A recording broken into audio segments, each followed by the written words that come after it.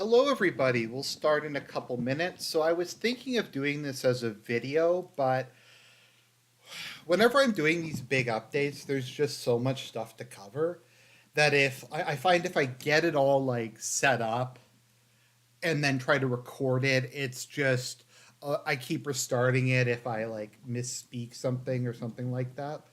So, I think this is a little bit more of uh, a little more of a free form style. That being said, I did actually do a lot of research, and there's a lot of things to cover. So we'll get into that in a minute.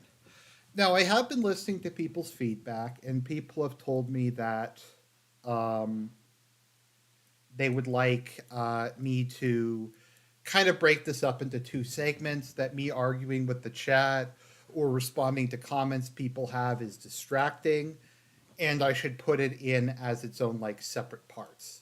Like maybe I'll do what Kino Casino does and just periodically, maybe every 5 to 10 minutes, pause and have it then, and just respond to the chat, and therefore it won't be as annoying or as disruptive. I think that that was a fair criticism. I'm going to try it out this time. I know it's not always obvious. I do often listen to feedback, even if it's not obviously the case. So, let us start getting into things. So, this is unrelated. Let me just bring up the first story that we're going to cover today. Israel, UN. So, I think just to kind of put into context what's happening at the moment and just what we're reaching and what I think this puts into good context like what Ukraine is up against in the international PR battle. So the Israeli representatives to the UN has started to wear yellow badges, saying that that Hamas is basically the Nazis, and that the Jews are facing a level of persecution equivalent to what they were facing during the Second World War. So that's the what they're going up against. And the people in oh wow, I'm just pulling this up. Here is a picture of what it looks like, the Never Again badges.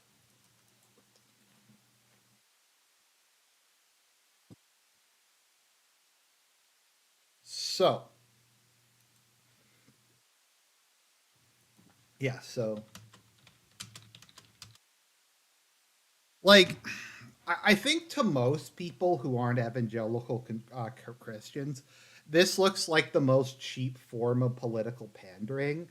It's like, okay, so you can like or dislike Hamas. As I've said numerous times, they're a UN sponsored death cult. They're not nice people. But Hamas is not an existential threat to Israel. Hamas is like a bunch of assholes. Like they can attack, they can kill some civilians, they can launch some rockets, but they have no ability to destroy Israel as a state, unless maybe all the Arab states came into an alliance. But Israel has atomics, so it's kind of completely pointless if they were to kind of collectively do that. But the point is, the people who matter to what we're going to talk about today eat this stuff up. They will take this, they will go, you're right, it is like the Holocaust. What we need to do is we need to, and I did a video a couple weeks back, or a stream where I read it off, where I took like the stuff from the Warsaw Ghetto Uprising and I just swapped the names around. But I think to most of the world, um, most people will say, yeah, like what Hamas did was not good. It was a terrorist attack. They killed a bunch of civilians. But the degree to which Israel is retaliating, and now while they're retaliating and they're leveling Gaza, they're going, we're the victims. You can't criticize us because the Holocaust, because of the 6 million. And I think in most of the world, that does not play well. And I think it, other than maybe in like the UK, Germany, the US, I think most people are just really pissed off about it. So it's so I don't know. I think it might be a short term support, but this whole thing is just insane. So we're going to start off with just a general summary of what we're going to talk about. I just had to bring this up because it was just this is what Ukraine has to compete against. They have to compete against publicity stunts like this, which is basically the wet dream of American conservatives and American liberals. This is the wet dream of the American ruling class, and Ukraine is going to have to compare like go up against this. It's one Jewish man who's a victim versus an entire nation of Jewish men who are victims. So, which one do you think that they're going to side with? So, I'm going to say this the situation in Ukraine is actually a lot worse than I thought it was. I know people have been saying, like, Argent, you've been saying Russia's going to win for months now. But if you look back to the beginning, I thought Russia was completely floundering. And prior to the spring, summer, winter, fall offensive, I actually thought that they would make some progress. I didn't think that they would reach the Sea of Azov. I didn't think they'd reach Crimea, but I thought that they had got enough firepower, tanks, etc., together, and enough reserves that if they hit certain points um, in the line, they would have been able to make at least local breakthroughs. Like that, overall, the thing would have been a disaster. But if we look to kind of the one that I think is the most comparable, which was the German Spring Offensive, ultimately it was a disaster and they failed, but they did manage to make large territorial gains. It just increased the front and it gave them a bunch of salience. That is not the case in terms of what is happening with Ukraine. Let me just find that source. Sorry, I'm just trying to find a.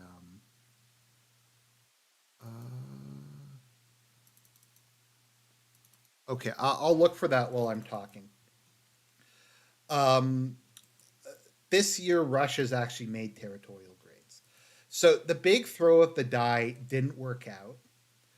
And as bad as things like were going, it's kind of getting exponentially worse because on top of all of this, they can't rely on the same amount of um, support that they previously had. Like it was already kind of getting iffy. It was already kind of going downhill. The various, let's see here.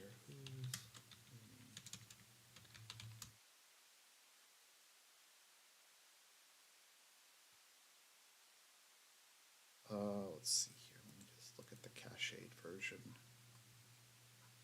Where's the cached version?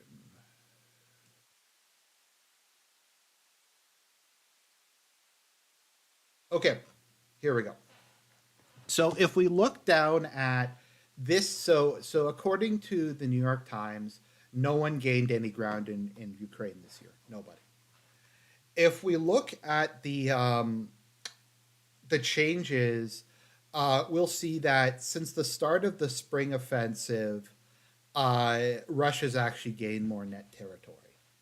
Um, is the Ukraine offensive began here and it's just completely flat. And if we look down here, this is a very small amount of territory, but the fact is that Russia gained more. Um, so they're saying it's smaller than Kiev and New York City, which I understand is true, but this is after like an all-in YOLO offensive. So I thought it was gonna like have some impact. I thought it was gonna break through lines in a couple of places and maybe do some damage to the Russians, but it was a bigger failure than I think anybody was really expecting.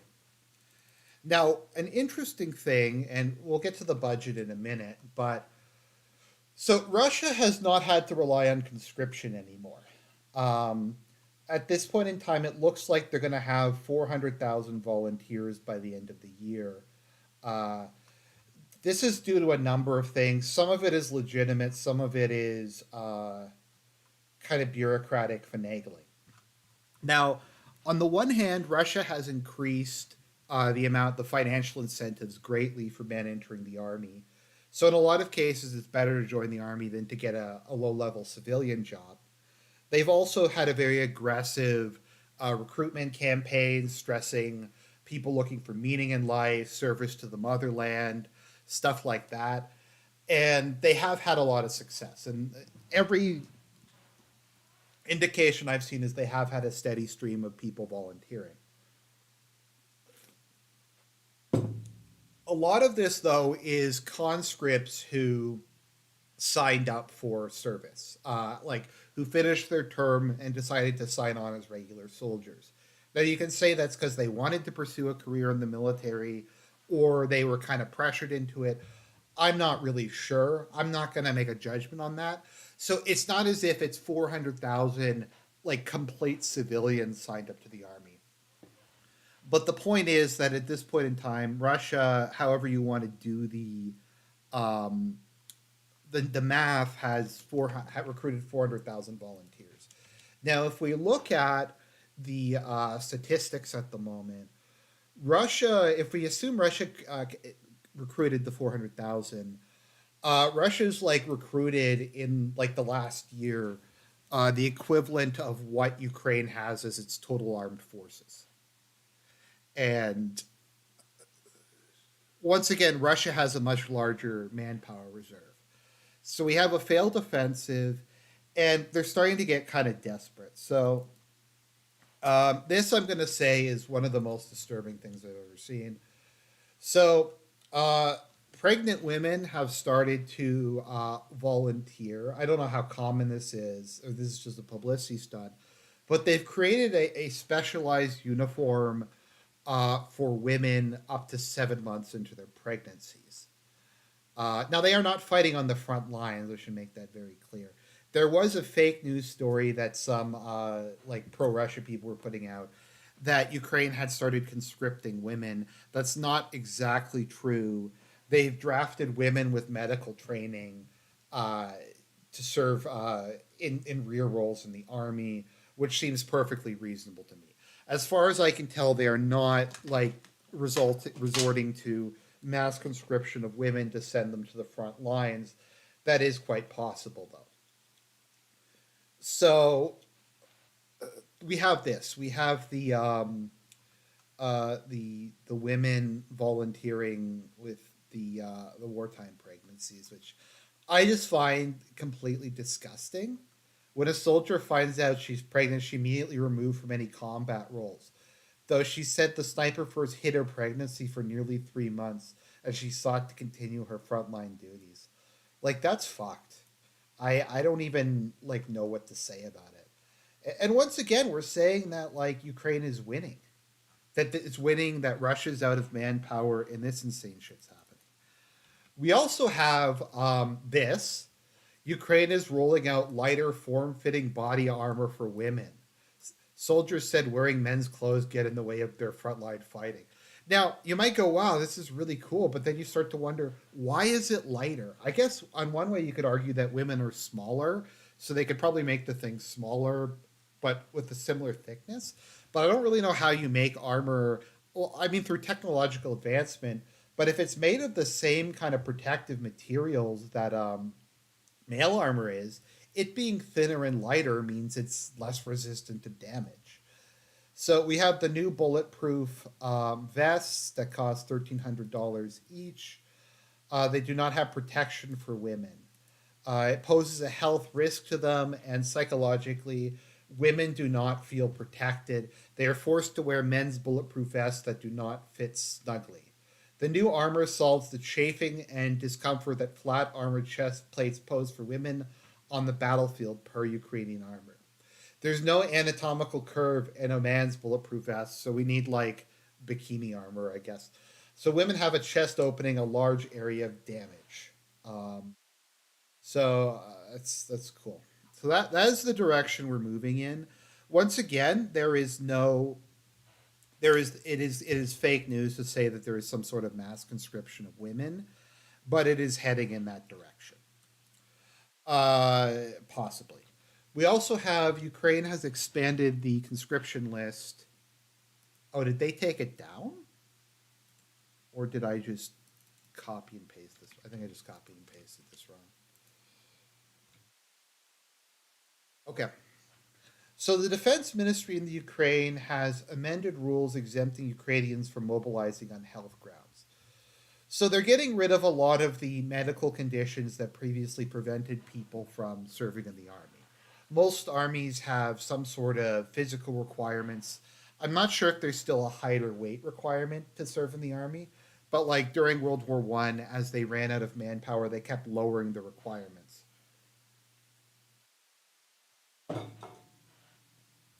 So they've expanded it, so now it includes people with clinically cured diseases, HIV positive but asymptomatic, some mental illnesses, slowly progressive diseases of the nervous system, and stuff like that. So they are expanding conscription. Some of this is probably like honestly like not that big a deal, but I think it's the fact that we have all these things going in a particular direction. We have a failed counteroffensive that lost immense amounts of manpower. We have this weird stuff going on with women, and we have this expansion of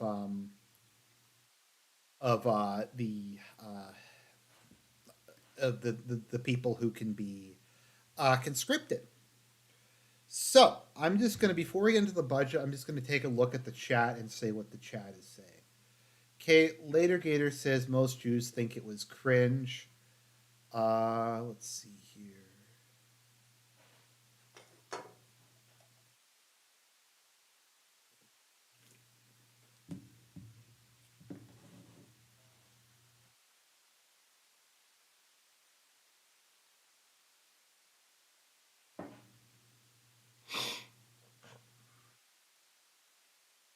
Let's see. Rooster God says NYT published a hit piece on Zelensky yesterday. Looks like the U.S. is getting ready to dump him. Heard it said Russia is building Khazaria for Jews as a fallback in Ukraine. Hey, Argent, you moving to Russia? No, I'm a Canadian. Stop showing Ukraine roasties. Russia doesn't care about ground. Yes, it is an attritional war. Let's see here. Uh, in order for Ukraine to start needing to conscript women, Ukrainian casualties would need to be in the tens of millions of fighting age males. Logic that right wing NPCs are too retarded for. I mean, I didn't say they were fully conscripting women. I think the issue is I'm trying to remember where the report was. Ukraine's population has declined a lot.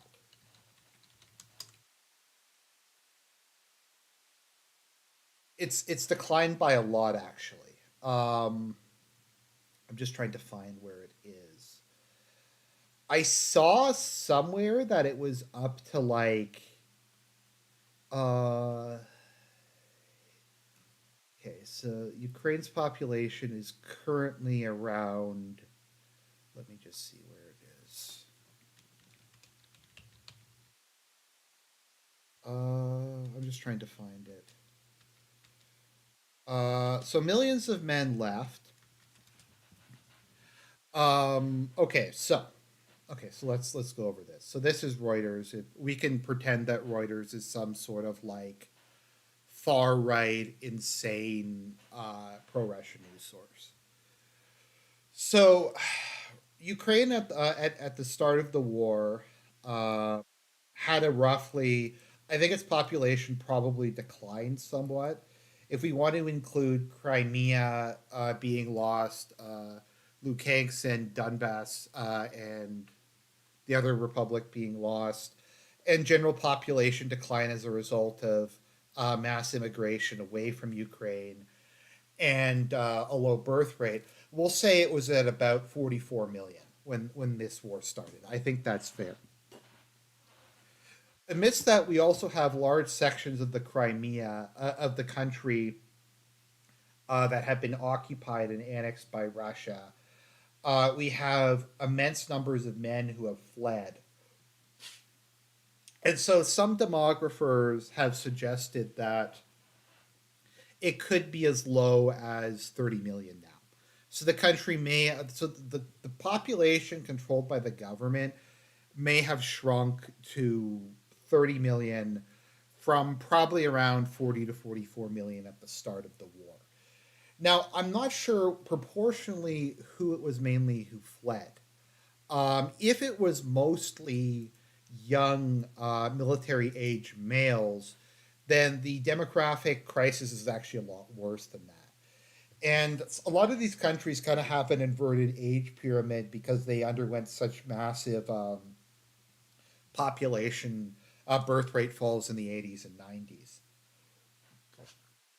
So I'm not saying that Ukraine needs to fully conscript women. I'm just saying that we have to keep in mind that this is not the nation of 40 million with all the reserves and male manpower that we had at the start of the war.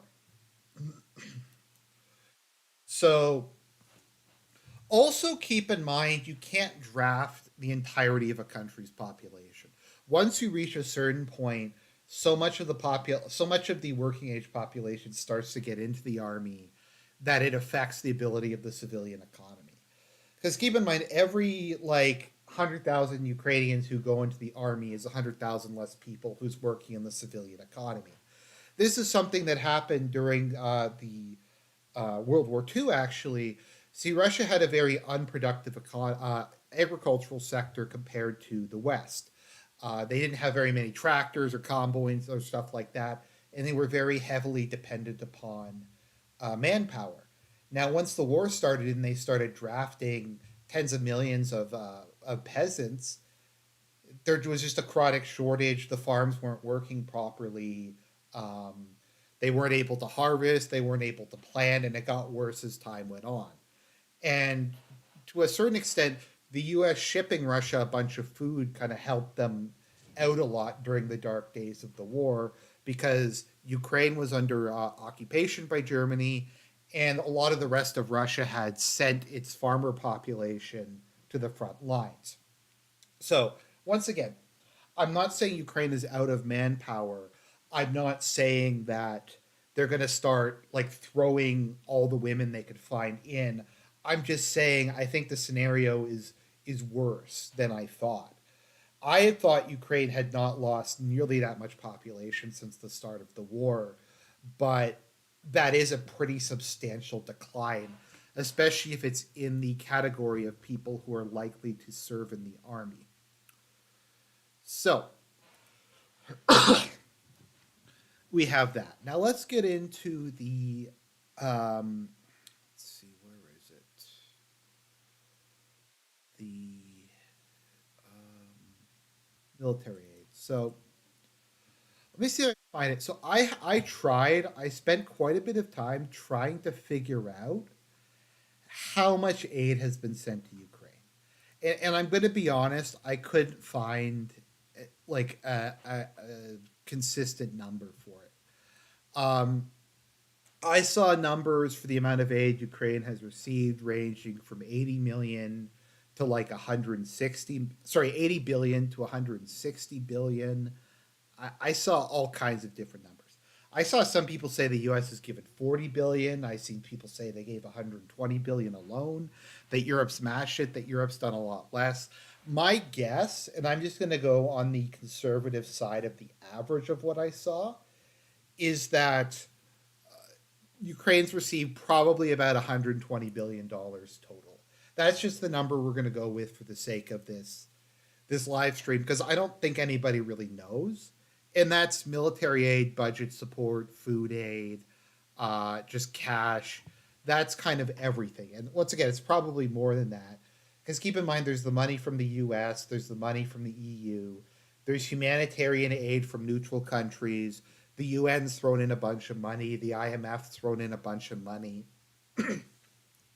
That seems reasonable to me. I'm just going to take a look, pause for a second, and take a look at the chat, and see if anybody wants to dispute that or has another number that they would like to they would suggest more accurate than that. or is that a fair amount to say about 120 billion dollars? Okay, someone says a tenth of a trillion, which is pretty much what I had. We're just going to say that for the sake of this. Once again, take that with a massive salt mine. Another big problem is just Ukraine is one of the most corrupt countries on earth. I mean, Russia is one of the most corrupt countries on earth too, but we really have no idea like where any of this money went. Did it actually go to Ukraine? Did it go to um, some other stuff like that? Did it go to uh, like the just was it embezzled by either like the Ukrainian government or the EU or the military industrial complex or international aid organizations? We don't really know. But we have here a budget. So we're going to take a look at what the Ukrainian budget is, and that'll put the $120 billion into context. So the Ukrainian budget that was approved last week, or I guess that might is that last week or 2 weeks ago? In the last couple weeks, passed. So the Ukrainian budget is currently at $90 billion for 2024, and their current revenue is 47 billion. Now, I don't know what's included in the 47 billion. I did try to find how much of that is tax revenue, how much of that is from the grain deal, how much of that is from various other things. I'm not really sure how. I would imagine a majority of that is international aid in one form or another. If we're going to take like the 120 billion and divide it in two, um, that's what, like 60, 70 billion dollars a year. So if their budget's around 90 billion, then yeah, the Western economic aid would basically cover their budget, or the vast majority of it, combined with whatever else they can scrape together from taxes, the grain deal, that sort of thing. The point is, I was trying because there's this claim a lot from the pro Russia side that Ukraine,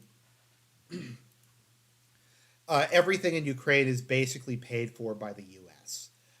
That if it wasn't for Western aid, the government would collapse tomorrow. That the army, the civil service, the basic functioning of the government is entirely paid for by Western donors, and that seems accurate. I mean, once again, people can dispute this if they want. This is the Kiev Independent. This is a pro-Ukrainian source. As always, all the sources I've been using because I do. So the difference between pro-Russia and pro-Western sources is pro-Western sources will be factually accurate, but they will spin it. Like that New York Times article accurately described the amount of territory that had changed hands, but they spun it to say that Ukraine's offensive made gradual progress. Whereas I find pro Russian stuff, it's just complete, like, they just make shit up. Like, right wing fake news is worse. I remember during the whole, like, ethics in video game journalism stuff, you had all this insane stuff that there's going to be a coup, that there's a no fly zone, that like Delta Force had seized like the video game journalism review archive server in Germany, and absolutely all of that was complete nonsense. So once again, these are Ukrainian sources. So I'm trying to see. I couldn't find what the budget was from last year. My point being, let's assume, just for the sake of argument, that the $40 billion or the $50 billion they have comes from Ukrainian sources. That is not aid money. That means for the next year, they need about 40 billion more dollars from the West to cover that. And once again, it's like this is also assuming that all of the money is going to the right place. That this is assuming that like the $90 billion is actually, like, I don't know how much of that is in corruption, how much of that is in waste. Like, who even knows at this point? I'm just trying to use these numbers are very abstract, to be honest.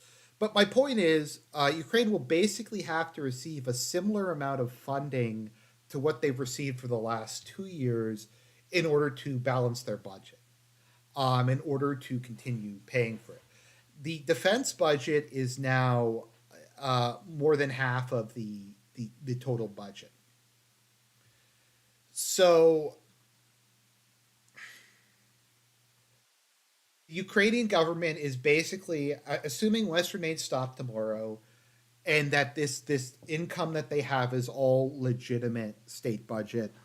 Um, they would only be able to fund their military and nothing else. They wouldn't be able to pay civil servants. They wouldn't be able to do roads, electricity, any of that stuff. And this is the situation that they are in. And I bring this up because it just signals they're in complete and total economic dependency. It's not that they rely on the West to support them. It's not like they're getting additional aid. It's stuff like that. It's like a Korean War scenario wherein if USA dried up tomorrow and the EU wasn't able to put forward more money, the whole thing would just be a complete disaster. Now, the EU was riding to the rescue, but yeah, that didn't work out. So the EU was going to give Ukraine $500 billion, I think, over the next 5 years or something like that. Or let me see how many years it was going to be. Um, let's see here. Where is it? I'm just trying to find the exact amount.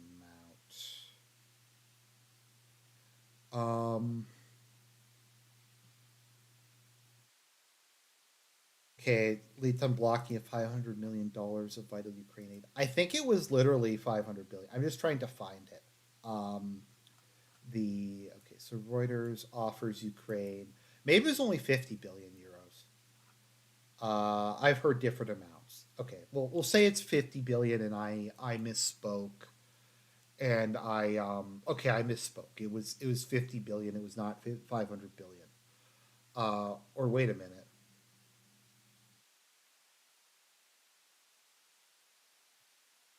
Okay, bill pushes bill to 500 billion. Okay, we'll just say it's 50 billion. I'm sorry for getting confused. All these numbers are just come out of like place to another. My point is though that okay, so let's just take a look. So that's 50 billion divided by 3. So that's about $17 billion a year. So that's not enough to make up the deficit, but that's enough. That helps out a lot. I mean, the deficit goes down from 43 billion to like 20 something. And the idea is they can make up the rest from the UN, from other groups, from United States, who's so far been paying the lion's share of the money, and probably just non-EU donations. Now, what wound up happening is Hungary and Slovakia vetoed this. Um, they completely vetoed this whole thing.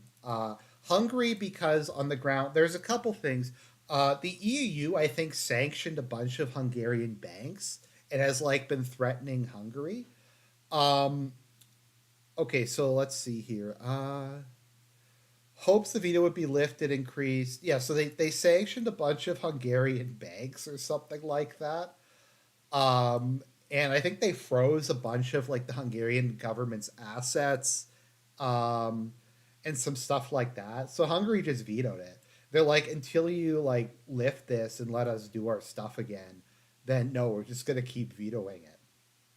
Um, there is also a veto by the government of Slovakia. So let's see. So Hungary also said there's no point in spending like another $50 billion on this war when it's clearly lost, and it's just going to be like it's just a waste of time. It's a waste of time. It's a waste of money. Now I'm trying to find it, but basically Robert Fico said um, Ukraine is the most corrupt country on earth. I don't want to send them any more money because of how corrupt they are. So yeah, it's just saying we're not going to. Okay, here we go. Ukraine is one of the most corrupt countries in the Let's see here. Ukraine is one of the most corrupt countries in the world. New Slovak Prime Minister Robert Fico said when he addressed the summit on his Facebook page on Friday, "We are ready to help, but not militarily, because I do not believe in a military solution to this conflict in Ukraine." So the thing is that because the EU operates on a um, consensus model, Slovakia can also veto any of these funding packages.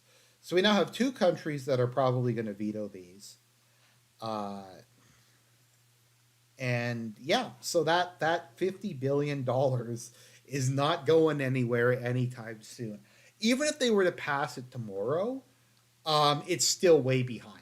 Like it's still behind. It's still taking months longer than it needed to. If it took months longer than it needed to even pass, it's going to take months and months more to start getting this money to Ukraine. So they're facing this massive budget deficit. Aid's not coming from the EU at nearly the speed they need it to come, and so Zelensky has decided he is going to take decisive action to deal with this. Zelensky has announced that we need to advance at least 500 meters every day.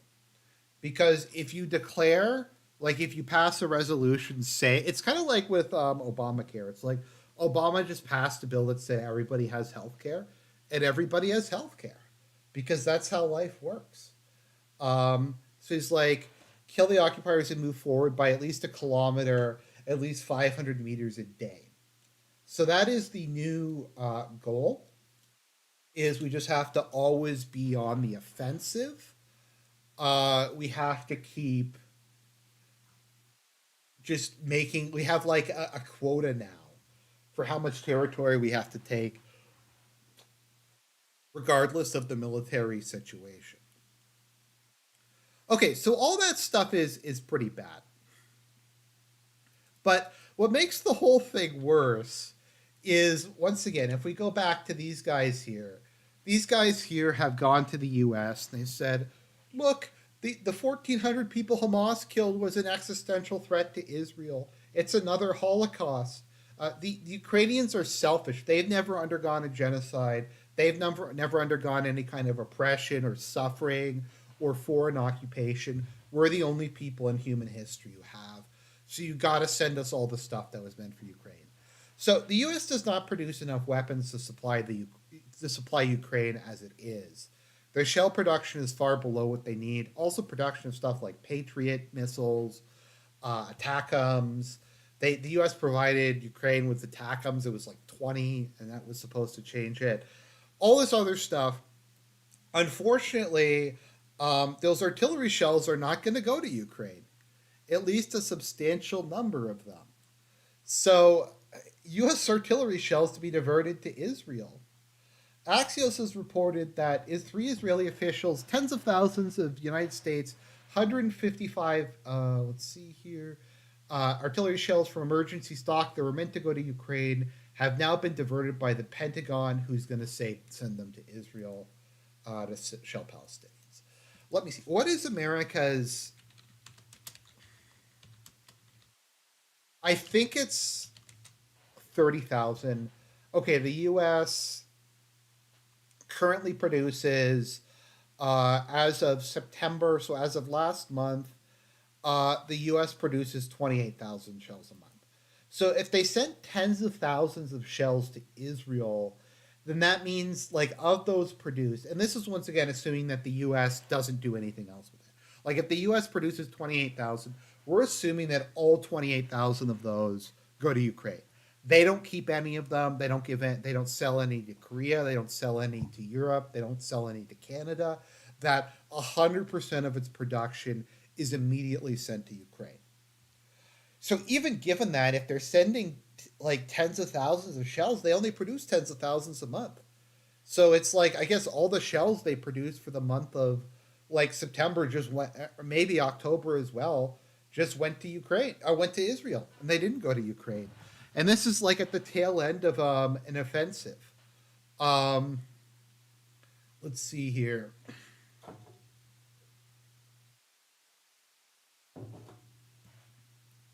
So America was giving them. So the U.S. stores ammunition in a stockpile in Israel, but Israel's allowed to use it whenever they want. So I mean that's cool. So the Israeli Defense Forces, Minister of Defense, told the U.S. counterparts they urgently need artillery shells to prepare for a ground invasion in Gaza. Like once again, one of the requests was to get tens of thousands of 155 millimeter artillery shells to fill back the depleted U.S. emergency stocks in Israel. Now, keep in mind, I've seen this a lot. They aren't Israeli stocks. They're U.S. stocks that are kept in Israel that belong to the American government, and they're like, "Look, we're entitled to all of this stuff. You aren't allowed to give your own shells to Ukraine. Those belong to Israel. So we're just going to need more." And the Israeli official said the U.S. agreed and will be sending artillery shells to Israel in the coming weeks. Um, Once again, I don't get why Israel. I guess is Israel just like a really poor country? Like, can they not stockpile their own ammunition? Can they not build their own defense industry? Like, do they just have no military? Like, or is it just because like they know like if someone else is going to give them something? Like if you know, like if you're a woman and you know you can get a simp to just pay for everything, I mean, why wouldn't you just do that instead of working for a living?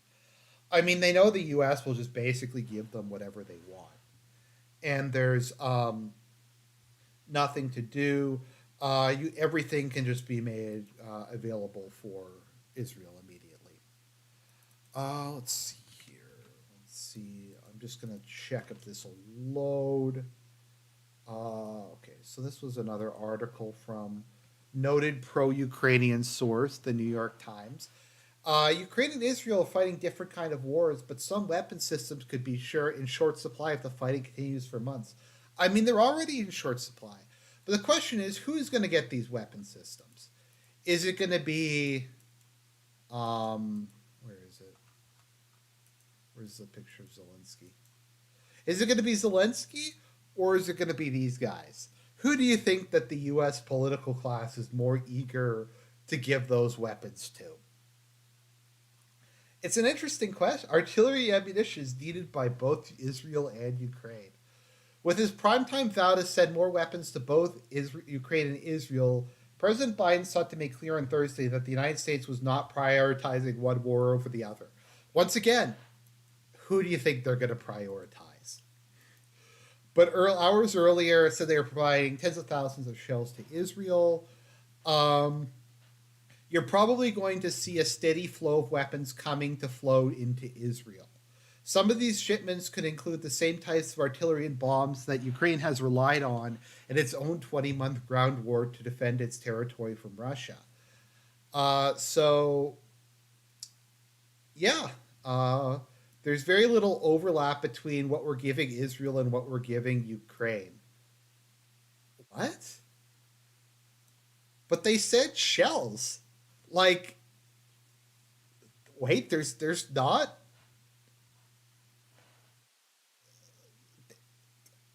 155 millimeter shell is the primary artillery shell that Ukraine uses.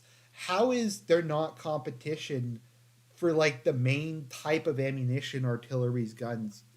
You guys get what I'm saying here. Like I'm not crazy, right? Um, these things like look like the same. Like I don't know, it's the same weapon. There will be trade-offs in supplying both wars the longer they last. Here are the three key weapon systems that are missing artillery ammunition. The U.S. has sent Ukraine more than 2 million rounds of 155 millimeter shells, and Ukraine has EU has delivered hundreds of thousands more. I think Russia produces at least 2 million a year. I think that was their production yearly production before the conflict. Also, I think Russian shells are much less expensive to build. Western military stockpiles are nearing the bottom of the barrel. In January, the Pentagon said it would tap into Americans' emergency stockpile in Israel and ship hundreds of thousands of millimeters to Ukraine. The stockpile is located in Israel, the closest American ally. Yes, our greatest ally in the Middle East. It's not Turkey, guys. It's Israel. Even though Turkey sent troops to support the to fight in the Korean War, even though Turkey's a part of NATO, Turkey's not their greatest ally, guys. Israel is. What's like? Look at this guy. This is a man who had his country's emergency munitions that they didn't actually own. The U.S. actually owned them. Sent away. He had them sent away, and there's going to be another Holocaust because of this. Um, declined to discuss the details of any was ensuring that our the U.S. top priority is ensuring Israel has the resources it needs during this time. So once again, you have Ukraine who's fighting this like existential war against a much larger, better equipped enemy, and they're running very low on manpower and shells. And Israel's fighting like a bunch of just random terrorists in an urban setting that's like Israel needs the money.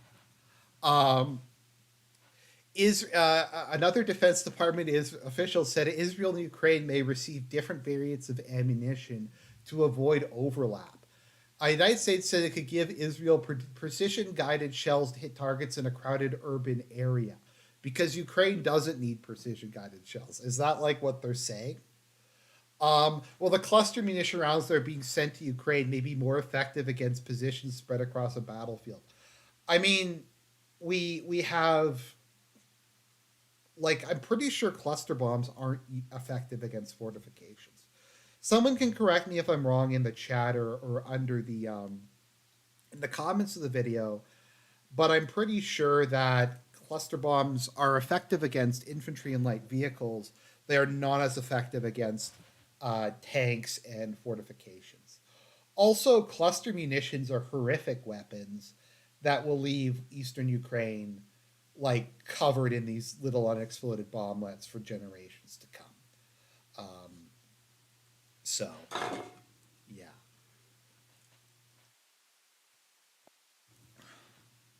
Also, if they're out of how many cluster munition rounds do they have? Let me see.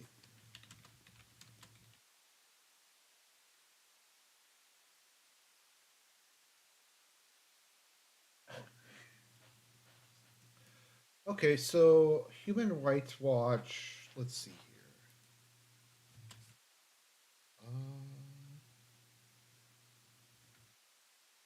Not sure how many they have exactly. There has to be a limited. Okay, so according to Cora, who is the most accurate source, there is millions of 155 millimeter clustered shells left. Okay, so maybe they do have enough cluster shells to provide Ukraine with them for the foreseeable future. But once again, those stockpiles are not being replaced.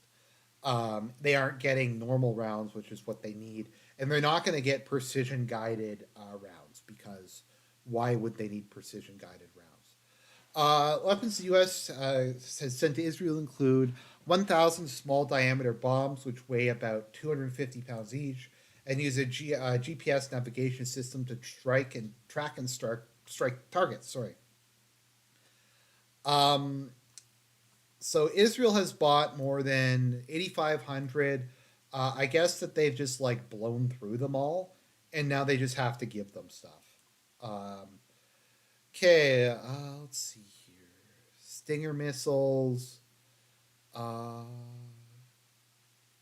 okay, they both need Stinger missiles. Isn't the U.S. out of Stinger missiles? I also think Stinger missiles aren't being produced anymore.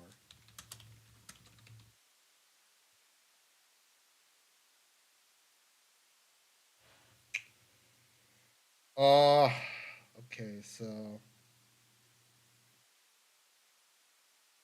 let's see. Who is this? Okay.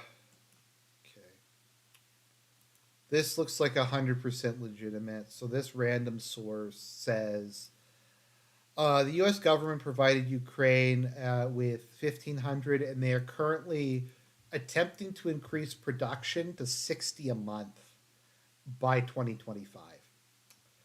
Yeah, that is not a lot. I don't know what it is now, if it's like 20 or 30 a month, but they're totally it's enough, guys. They're going to replace it. So we have Stinger missiles, we have smart bombs, and we have artillery ammunition. As far as I can determine, Israel is going to get the first pick of all of it. And this brings us to the aid package.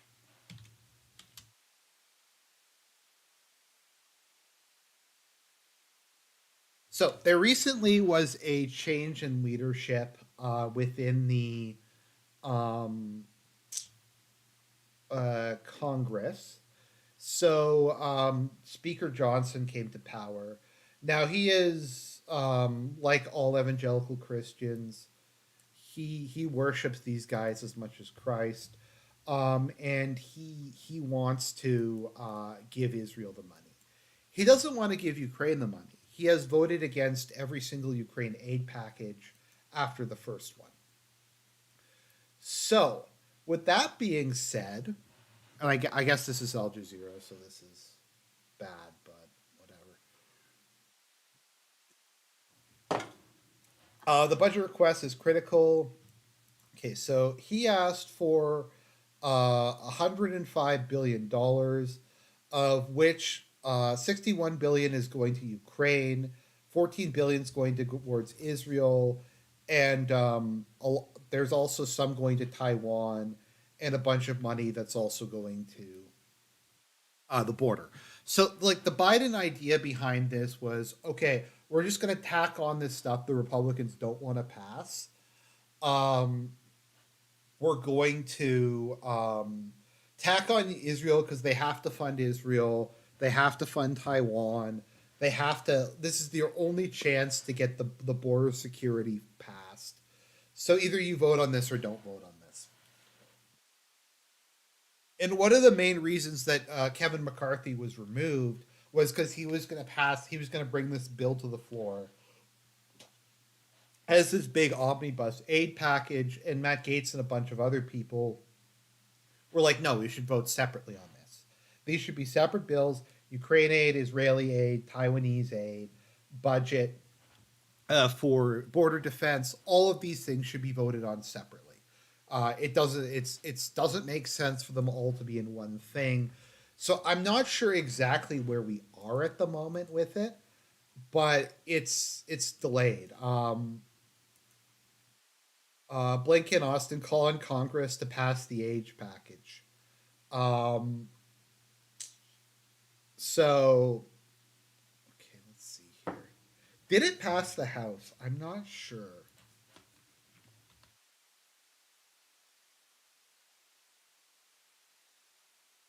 I think they're sending it to the Senate first. Um, yeah, Mike Johnson said that the House would pursue the money for Israel, um, allocate by slashing funding allocated to the IRS. Okay, that's kind of funny to be honest. Um, but I don't think they're going to pass the Ukraine aid package. I think they're going to do the Israeli one separate.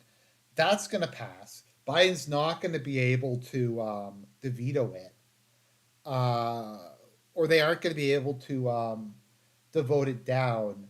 And then we're going to have to try to get with the whole, like, the rest of the money passed. So we come back to the point I made earlier.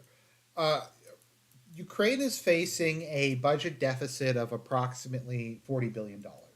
So between so the U.S. is going to give them 60 billion, so that's enough to more than make up for their budget deficit for next year. The Europeans are going to give them another bunch of money, so the Ukrainian state will be solvent for the next year. Once again, I'm not sure what percentage of this 47 billion is aid, but it sounds like between Biden bucks and the EU's money and everybody else, they will be able to be fiscally solvent for a year. But currently, we have both the EU's main source of financial assistance on life support, and the US isn't doing it. Now, once again, will these things pass? Probably it eventually will, but every day and every week that this gets delayed, it's going to come that much time later. It takes time to send this money. It takes time to send the tanks, to package everything up and ship it across the ocean. And it's just like I don't know how much in cash reserves they have at this point in time. Because keep in mind, like they have to pay the civil servants to keep doing their jobs. They have to keep sending out welfare checks. They have to keep doing repairs whenever stuff gets blown up. They have to pay for the medical care. I'm sure within these budgets, there probably is just stuff like basic medicines, military rations, lots of just basic aid stuff. And the longer they don't get that, the longer they're going to have to take money from other sources to try to make up for that shortfall. And that's basically the picture that I understand at the moment. We have a failed offensive. We have manpower shortages. We have where were these guys coming in, taking all the attention away from Ukraine, saying Ukraine is an anti-Semitic state because they think they're suffering. We have to give all the aid to Israel, and the fact that the one of I guess the ironies of this is Biden might have been able to get the aid passed if they were able to like bundle it with border security. They might have said, okay, if you give us $40 billion in Ukraine aid, we will build the wall and secure the southern border. And Republicans might have gone, that's the best we can get. But because of the Israel thing, the bill is going to get split up. And because of the Israel thing, McCarthy got taken down. And the Democrats stupidly voted for him to be removed. Keep in mind, if the Democrats had have all just abstained in the confidence vote, McCarthy would still be Speaker. This aid package would have been passed with bipartisan support, and the money would already be on the way to Ukraine. But they had to vote McCarthy out, even though he was willing to pass this without altering it, because they're just that petty and short-sighted and stupid. So that is the situation we have ourselves in. The Ukrainian cinematic universe is on life support. They aren't getting any funding. That the big offensive failed, and worse than I thought it was going to be. And I don't think anyone could have predicted this whole thing happening in Israel and how fast it was going to turn things around.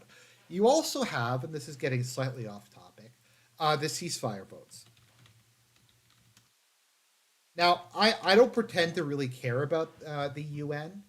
I have a lot of issues with it. I do think it is valuable from the perspective of offering an opportunity for debate and for countries to bring uh, their uh, problems to a diplomatic era and try to sort that stuff out outside of it. So this was the vote from a couple days ago. So this was for a ceasefire in Gaza so that they could go ahead and bring aid in. Now, Hungary voted against this. My guess is that Hungary vetoed that other aid package. So the US is like, look, guys, we don't really care about Ukraine. We care about Israel. If you vote with us to help Israel this time, to give us a little bit of cover, then we'll forget about some of that other stuff. So the U.S. was joined by such illustrious countries as Israel, Paraguay, Guatemala, I think Fiji, Tonga, and Papua New Guinea, and also randomly, is that Croatia? I think Croatia, and a couple other people to vote against the resolution. A lot of other people just were neutral. Like all of America's other allies wouldn't even vote for this. Like Japan wouldn't even vote against it. Australia didn't. Canada didn't even vote against it. Germany did. The UK did. Like the most fanatically like pro US, pro Israel countries on earth thought that this was a bad idea and didn't vote for it. So I mean, yeah, is this I'm trying to find where the more recent one is because I think there was another vote today. There's the Security Council voted. I don't remember. Oh, that was a little while ago. But yeah, so that is the situation the U.S. finds itself in, and this is just going to keep happening, and we're going to get to the point where it'll be like just America and Israel. Now, once again, I don't care about the UN General Assembly. I know this whole thing is just politics, but and like countries posturing. But looking at this from an optics standpoint, being the dude who's holding up the humanitarian ceasefire, along with these guys pulling like retarded stunts like this to try to justify their carpet bombing of the Gaza Strip, doesn't fly with most of the world. It just doesn't. Voting against humanitarian ceasefires. Keep in mind, this isn't like they're letting Hamas off the hook or anything. It's just saying, can we just have a pause so we can bring in some food, water, medicine, and try to like help out some of the mortally wounded people. Now, you could say that this whole thing is bad faith and that Russia, China, and the Arab states are trying to do this so they can smuggle more weapons to Hamas or whatever. But the optics are fucked. Like, being the dude who's like, no, you can't give aid. Like, it looks really bad, especially when no one else of substance really shares that opinion. And to back it up, you have these assholes with their Star of David things trying to say that like a ceasefire, so a ceasefire to give humanitarian aid to Hamas is the equivalent of the Holocaust, is basically where we're at now. I forget it was Nikki Haley or someone who said like opposition to war with Iran is like anti-Semitism or something. Well, it's opposition to global war is anti-Semitism. And once again, as I often say, my actual opinion on this is kind of irrelevant. I don't think it's arguable that this is really bad optics. I mean, people in the chat can disagree. They can say this isn't bad optics, that this is good optics for the U.S. to veto humanitarian ceasefires, but I really don't think it is. So that was everything I had to talk about. That was the Israel situation, the Ukraine situation. I'm just going to go through the chat now and answer whatever questions or talking points people had. So let's go a little bit. Okay, just going up here. Money laundering. My number. Later Gator says my numbers are accurate. Um, IDF seems like a better estimate to the American empire. Probably. Let's see here. I wonder how much was sold off after the Russians pulled their big initial withdrawal. Let's see here. I'm just seeing here. Ukraine is beyond corrupt. The idea that anyone thinks the financial money aid is getting to the front lines in its entirety is laughable. I mean, it is. Like, once again, I've never denied that Russia is not an extremely corrupt country, in that a lot of their defense budget goes to nonsense. But like at the bare minimum, like Putin's able to like have some sort of control and get some of the money to the front. Like, actually, Ukraine didn't even vote against it. That's amazing. Ukraine didn't even vote against the resolution. The U.S. is funding their entire government, and they couldn't be bothered to vote with them on it. Let's see. Has the Ukrainian budget amount increased or decreased compared to pre-war? I think that it's increased by quite a bit, particularly with regards to funding, that kind of thing. Sorry, military funding. All right. Can America just give up sending aid to Ukraine? The situation in East Asia is dire and economically crucial. Like, and this might piss a lot of people off. I actually am not against sending aid to Taiwan. I think Taiwan has a much better claim to independence, and I think that cause is more morally justifiable than the Ukraine situation or even the Israel situation. I also don't think that China is going to eventually attack Taiwan because they don't want to go to war with another superpower. But as far as like if we have to pick a proxy to give money to out of the three, by far I would rather give money to Taiwan. Okay. Okay, so someone says the Ukrainian budget for 2021 was uh, 40 billion USD in revenue and 48 billion in expenses. Okay, so it's double. Let's see here. No, but Poles have become like pro global homo now. So we have My Little Pony. Zelensky looks like a stock photo. Let's see. The Arsenal Democracy is struggling. Ukraine will be getting new shells for Christmas if they get 500 miles a day with a stormtroopers. With female stormtroopers.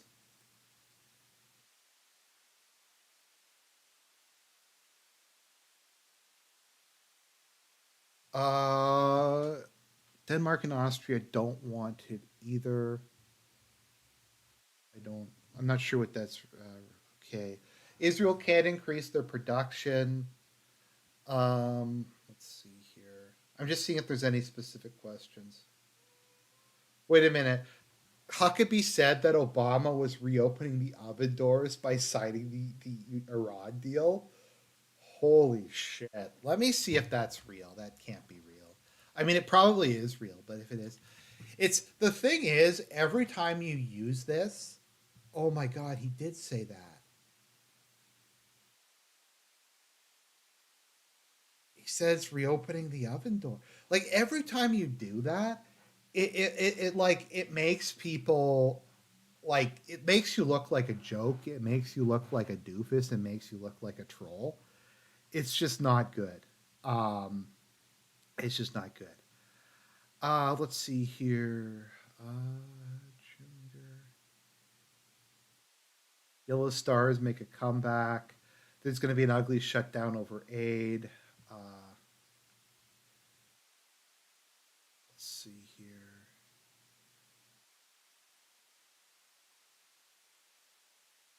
West Taiwan is part of Taiwan. Okay. No, like I think the Taiwanese government is cringe. I'm just saying I have more sympathy for them than I do for these other dudes. Rain is like rubbing up against my leg and she wants attention, so I'm just gonna pick her up and give her an ear rub. Because she wants attention and she doesn't care if I'm doing something else. If she wants her ears scratched, she needs her ears scratched. Okay, so Zach Kilgore says just got back from passing out candy this Halloween. I can tell the UCU is dead. No one was dressed as Zelensky or Prigozhin this year. Did see a lot of bankers and kebab vendors though. Were there people making hummus?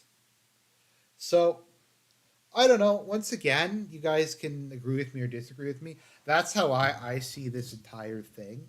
Um, it's pretty rough. It's pretty rough, guys. I will keep track of this. Let me know if you guys like me doing these roundup streams where I just kind of go through everything. I think it's also good just because I don't know, like there's just a lot of stuff to cover. So let me also know if um,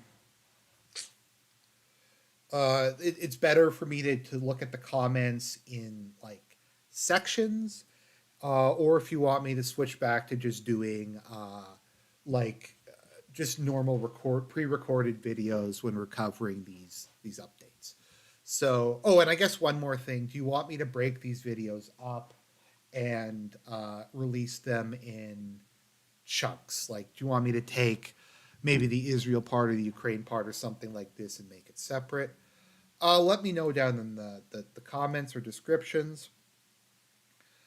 I'm going to just say God bless